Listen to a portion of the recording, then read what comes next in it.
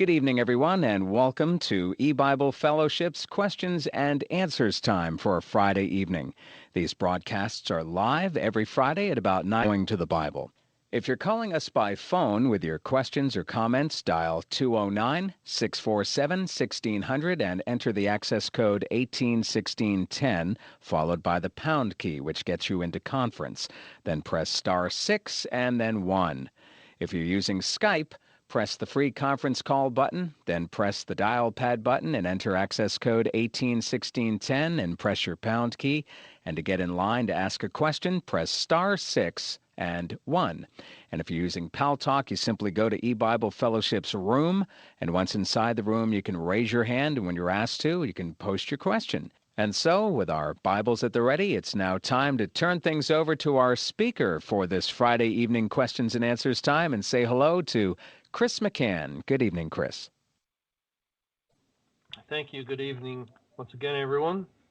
And now at this time, we will open up the room to any questions or comments that anyone may have. Let's go to the first person on the phones. Welcome to EBible's Friday night question and answer. Our first question for Pal Talk tonight is, could you please check and read Amos chapter 8, verses 9 to 14? I'll let you read that first and then ask the question. Amos 8, verse 9, And it shall come to pass in that day, saith the Lord Jehovah, that I will cause the sun to go down at noon, and I will darken the earth in the clear day. And I will turn your feast into mourning, and all your songs into lamentation. I will bring up sackcloth upon all loins, and baldness upon every head. And I will make it as the morning of an only son, and the end thereof as a bitter day. Behold, the days come, saith the Lord Jehovah, that I will send a famine in the land, not a famine of bread, nor a thirst for water, but of hearing the words of Jehovah. And they shall wander from sea to sea, and from the north even to the east. They shall run to and fro to seek the word of Jehovah, and shall not find it. In that day shall the fair virgins and young men faint for thirst, they that swear by the sin of Samaria, and say, Thy God, O Dan, liveth, in the manner of Beersheba liveth, even they shall fall and never rise up again. Now, the questions are, being that verse 9 is talking about the sun going down, the phrase is sun going down will darken the earth, and so on. And verse 10, the phrase a bitter day shows. And then in verse 12, the verse, and shalt not find it. In other words, if people were being saved before May 21, wouldn't they be hearing it and finding it if they were truly saved? So would not the famine in verse 11 be a famine where no one could become saved? And would not verse 12 be talking about people all over the world, no matter who they are, they shall not find it? I'm asking if it is at all possible that Amos 8, verses 11 to 14 could be focused on Judgment Day. Well, you see, there's certain details in here that appear to point to the judgment which began upon the churches, even though some of the language could apply to the judgment that we're in presently upon the world. Like, for instance, when it says, in that day shall the fair virgins and young men faint for thirst. That is very similar language to what we read in the book of Lamentations, speaking of the virgins of Israel and the young men of Israel. And then verse 14 speaks of them that swear by the sin of Samaria and mentions Dan and Beersheba. And they're all references to Israel. And so it's things like that seem to identify this passage with God's judgment on the church. And once you have that understanding, then when it says they shall wander from sea to sea and north to east and so forth, that is referring to the boundaries of the corporate churches. Like, for instance, when people would go from Methodist to Episcopalian, or Presbyterian to Independent, and Catholic to whatever. They were going to church. They were finding no truth in this particular church, and then they would go to another church, but they were still within the confines of the corporate church, and I think that that's what's being described there. But thank you for bringing up those verses, and you are correct that we're living in a time of famine right now. The Bible does refer to this elsewhere, and we can learn from this language, because what was true of God's judgment on the church is now true of God's judgment on the world, because they drank the cup that the world is presently drinking. And that's why the language sounds so similar, because it's the same cup. But thank you once again. Is there another question from Pal Talk? Not at present. Okay. Does anyone else have a question or a comment that you'd like to make?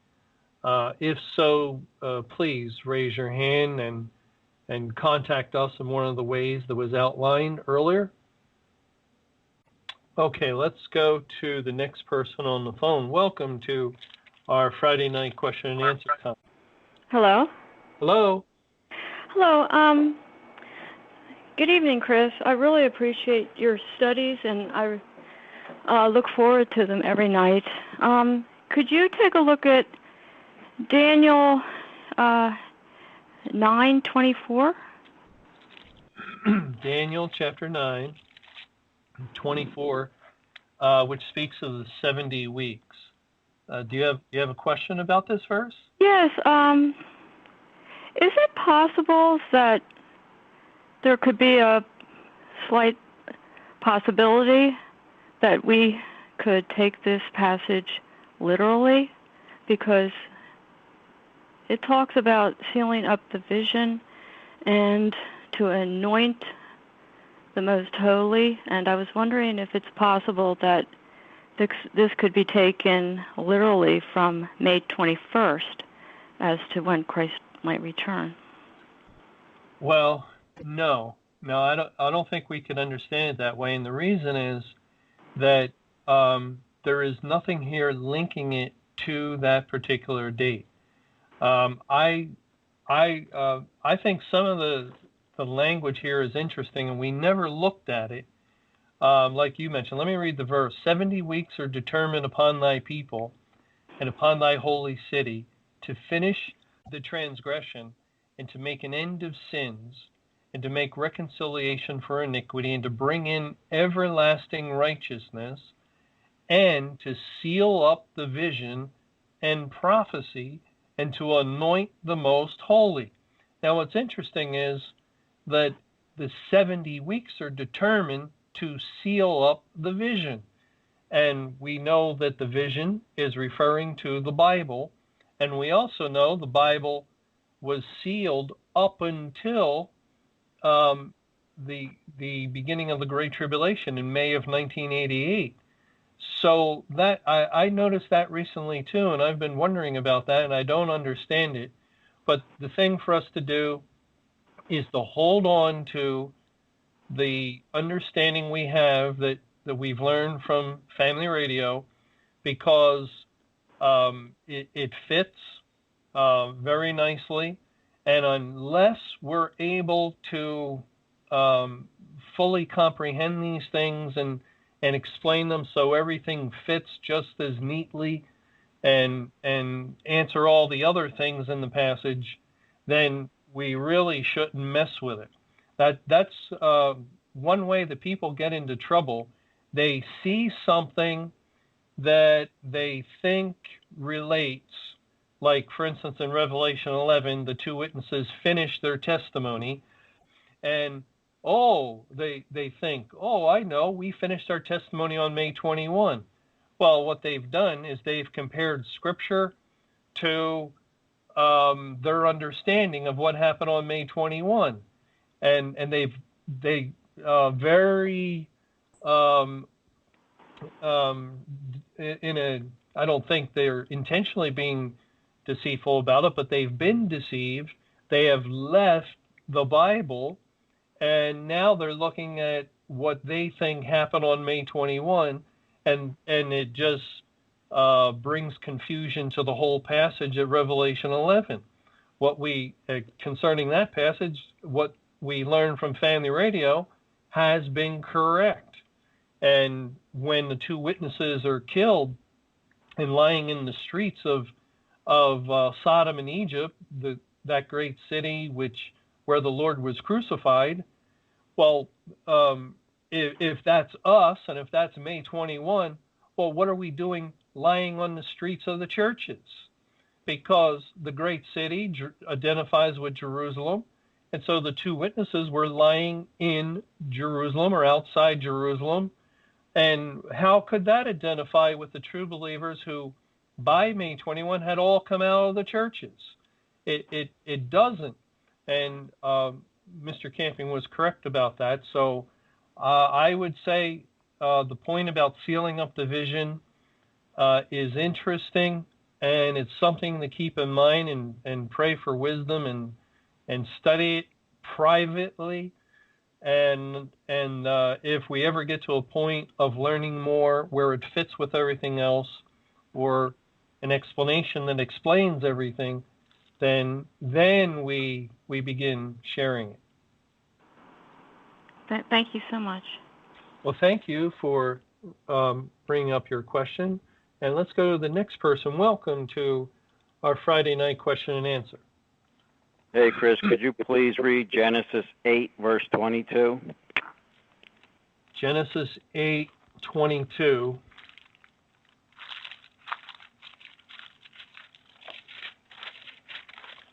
While the earth remaineth, seed time and harvest, and cold and heat, and summer and winter, and day and night shall not cease. My question is, I think we can see what this means on an earthly physical level, but this has to have a spiritual meaning. And what I'm wondering about is seed time is normally the sowing or the planting of the Word of God, and the harvest is the bringing in of true believers.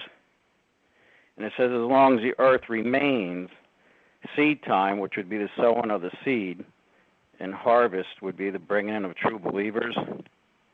It says while the earth remains. What's your understanding of this verse spiritually in light of the door being shut? Yeah, I understand why people go to this verse. They're trying to see, well, is this God saying, while the earth remains, that we'll be sowing seed and harvesting and so forth? And we have to be careful, because all the rest of the Bible, in an overwhelming way, it's really overwhelming, is pointing to May 21, Judgment Day, the door shutting, the lights in the heavens going dark, the candle goes out, the voice of the bride and the bridegroom is no longer heard, etc., etc., etc.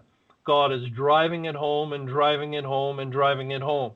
Now there's, I've only heard a couple of verses, a handful, that have been put forth from individuals thinking that God is still saving. Of course, I believers have been studying the whole Bible, trying to find if that's possible, but there's really only been a handful put forth, and this is one of the few that gives the appearance that it is possible. And I've been looking at it, and I think we just have to be careful with it.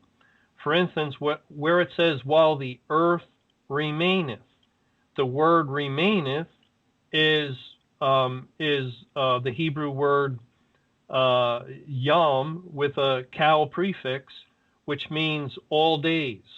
And so right there, we don't have the word that we think we have.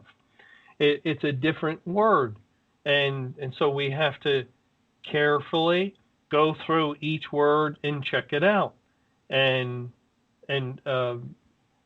so I don't want to try and explain it right now. I've been looking at it, and I continue to look at it. But I know this, that when God says that it's Judgment Day, and he likens that to fire and brimstone falling, well, then we're not to sow seed. If we go to Deuteronomy chapter 29, it says in verse 23, and that the whole land thereof is brimstone and salt and burning, that it is not sown, nor beareth, nor any grass groweth therein. And that is the spiritual condition, that the judgment of God, likened to fire and brimstone, is falling on all the earth. And if it were literal fire and brimstone, it would burn up the ground. And you just cannot sow seed when the ground is on fire and burning with fire and brimstone. And God is using that picture to indicate that we're not to bring forth the gospel in the sense of evangelizing the world and giving individuals any sort of idea that he's still saving. Now it says in Jeremiah 50, in verse 16. Now these verses have to be factored in. You can't just go to Genesis 8:22 and not look at everything else.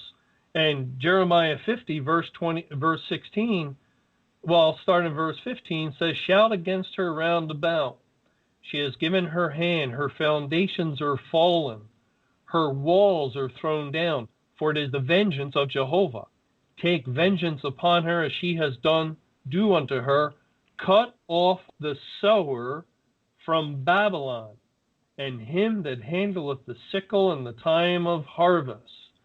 Now there God is referring to the judgment upon Babylon, and he's saying, cut off the sower.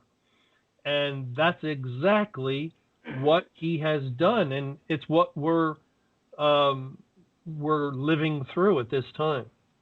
Chris, just Yes. so you understand, I'm with you. I agree that the door is shut, he's not saving. However, as a believer, when I come across a verse in the Bible that I don't understand, it stops me dead in my tracks because I fear God. I don't keep going on with the teaching and believing it, just because when I see something, it stops me in my tracks. I'm not just arguing with you. I'm just saying that. No, I don't think you are. I'm answering you because I know a lot of people have gone to this verse. This is like the verse, and it's one verse that just takes a little time to work with. And I remember this is almost identical to the situation when we learned about the end of the church age. And there, for many years, we learned from the Bible, and it was taught the church age is over. And how many verses were put forth from individuals that insisted the church age was not over but was continuing? Again, just a handful. And now and then there would be a verse that was difficult.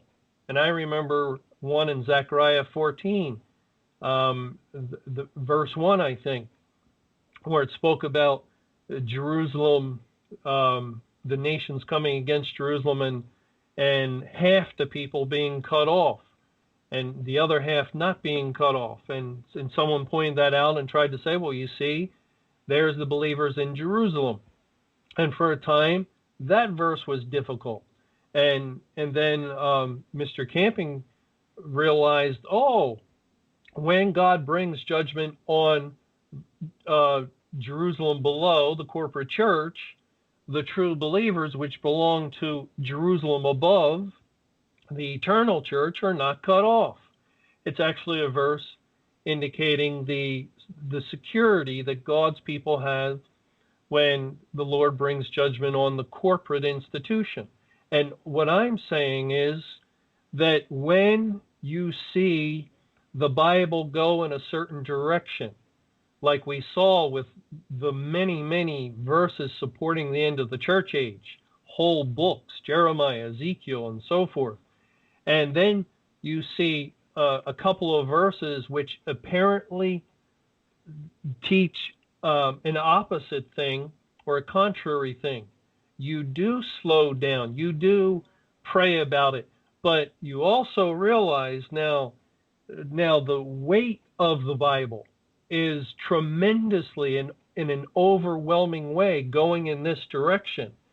So I'm sure that the Lord will open up an answer to how this verse fits in. And he did with Zechariah 14. And it could be, like, for instance, seed time and harvest. Well, it doesn't mean that it's presently seed time. It's harvest, we could say. And harvest would identify with summer, it's where it says, and summer and winter, and day and night. It's nighttime because there are 12 hours in the day, and the last hour was the 11th to the 12th hour that God specifically outlines in Matthew 20, and that hour was the time of the Great Tribulation, and then even has come. So with 3 of the 4 elements in that one verse, we could say harvest, summer, and night are now, and they would identify with Judgment Day. And I haven't been able to uncover cold and heat, but that's what I'm saying, that there is an explanation that fits everything we've been learning. But thank you for bringing up that verse. And let's go to the next person. Welcome to our question and answer time tonight. Yes. Lindsay 1132 asks, could someone have understanding of the scriptures and believe in the truths of the Bible presented by you and Mr. Camping and still be unsaved? Well, we want to believe in the truths of the Bible. Well, I guess since you said the word presenting, the believers are just instruments of God. We're teachers, or if we share truth in any way with another, then God is using us. And I really like that verse. When Christ multiplied the bread, he broke the bread, and it's the bread of life, the gospel, representing himself, and he first gives it to his disciples, and then the disciples, it says, he gives to the multitude. And that is how God does it. Now, your question was, could you hear truth from any source? The source doesn't matter, but could you hear truth and agree with it, I think, is what you were asking, and not be a true child of God? And I think the answer is yes. And I would actually, we know the answer is yes, because there's just been so many people that have heard truth, agreed with truth, down through the years. You just come across and run into so many people, and then there comes a certain truth that enters in and comes along from the Bible, and it is that certain truth that proves that this individual just can't abide it. He can't suffer it. It's a particular truth. God knows us perfectly, and the way he has developed the Bible and the gospel, especially at this time, is that he has designed the truths that he has opened up during the latter rain and during our day. He has designed them to be very humbling, to be extremely humbling. And what's the true nature of man in our natural state? We're very proud. And now that pride latches on to a particular truth, a particular doctrine, maybe not truth, a particular doctrine, and doesn't want to let go, doesn't want to humble itself, doesn't want to bow the knee. And this has been in evidence with the end of the church age. There, maybe some of you weren't around, but there were a good number of people that listened to family radio and would sing family radio's praises and were in agreement down the line with all sorts of teachings you hear on family radio. And yet when the end of the church age came, that was it. That was too bitter a pill. That was too hard and difficult. That was too humbling. They really liked their church. They had friends there. It was embarrassing to some for them to have to tell friends and pastor and so on, the church age is over. And you see, the Word of God, the Bible speaks of those that suffer shame for His sake, and that's the nature of the Word of God amongst men. Just being a Christian, holding on to basic doctrines, is a shame to the world. Well, amongst Christians, being a Christian holding on to a doctrine that the rest of Christianity abhors is also a very humbling, shameful thing, where they try to heap shame upon you anyway, and we begin to suffer for the word's sake. And that's how it works. Then pressure is put to bear, and it's not so easy living the Christian life or carrying the cross. And we start to realize it'd be a lot easier if I just stayed in my church.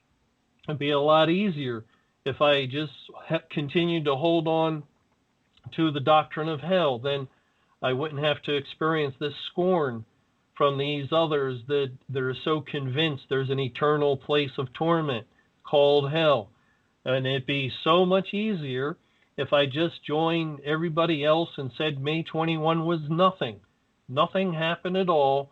And then I could rekindle fellowship with these others that we have so much in common with. We have many truths that we walked hand in hand with. And you see, that's the same temptation that individuals had to face when they heard about the end of the church age. They also had many things in common with believers who refused that doctrine. And so sometimes it's lonely and can be very difficult path. And so it's not that an unsaved person cannot agree with truth, but we probably could say an unsaved person will not endure truth. That's more accurate. But thank you for that question. And let's go to our last caller tonight. Welcome to our Friday night question and answer.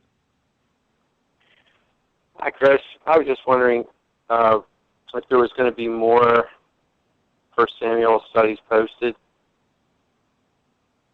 Well, yeah, I don't really have anything to do with posting them. I think Bill is just busy with some things, and I'm sure he's working on it. But we're planning on posting everything eventually. Okay. Oh, I just got a note from Bill, and he said some have just been posted. So you might want to check the website. Oh, by the way, It's up to 59. Huh? It's up to 59. Well, he said he just sent me a Skype message saying some have just been posted. So Oh, okay. I think he just posted some. But also, just for everyone's information, Lord willing, September 24th on Sunday, we're going to have a day in the Word at the EBible Fellowship. The complete schedule will have to be announced later, but if you can, you're welcome to invited and welcome to join us on the fourth Sunday in September, and every Sunday, every fourth Sunday of every following month. So the fourth Sunday in October, November, December, January, Lord willing, for the foreseeable future, we're going to hold a meeting at the EBible Fellowship. But thank you for your question. I'd like to thank everyone for sharing your questions and your comments tonight, and especially for bringing up the Bible verses we had an opportunity to read and consider. Lord willing, we'll have our online fellowship this coming Sunday, 12 p.m. Eastern Time until about 2:30. And again, next week, each weeknight, 9 p.m. till 9:30, with the Bible study in 1 Samuel. But for now, I'm going to say good night, and may the Lord's perfect will be done. Thank you so much for joining us during this Friday evening questions and answers time. The broadcast is heard live over the internet beginning at approximately 9:30 p.m. Eastern Time. You may also join our Sunday afternoon broadcast of EBible's Questions and Answers beginning at approximately 1 o'clock in the afternoon. Until then, may the Lord grant us His wisdom, and may His perfect will be done. Have a blessed evening. Good night.